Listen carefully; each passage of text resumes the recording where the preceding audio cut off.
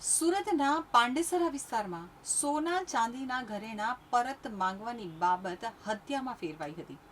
વડોદ કમલા ચોક વિસ્તારમાં બનેલી આ ચકચારી ઘટનાએ સમગ્ર વિસ્તારમાં અરેરાટી ફેલાવી દીધી છે.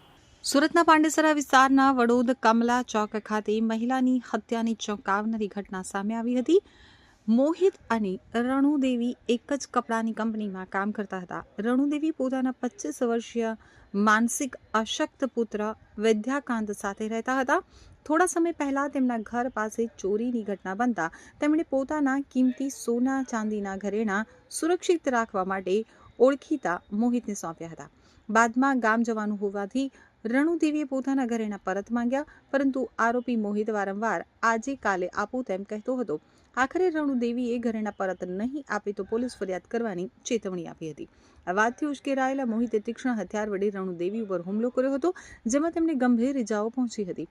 ઘટનાના પગલે સ્થાનિક લોકો દોડી આવ્યા હતા અને ઇજાગ્રસ્ત મહિલાને સારવાર માટે નવી સિવિલ હોસ્પિટલ ખસેડવામાં આવ્યા હતા. જોકે ટૂંકી સારવાર દરમિયાન રણુદેવીનું મોત નીપજ્યું હતું. ઘટનાની જાણ થતાં પાંડેસરા પોલીસે હત્યાનો ગુનો નોંધી તપાસ હાથ ધરી હતી. પોલીસે ઝડપી કાર્યવાહી કરી ગણતરીના કલાકોમાં આરોપી મોહિતને ઝડપી પાડી વધુ તપાસ શરૂ કરી છે.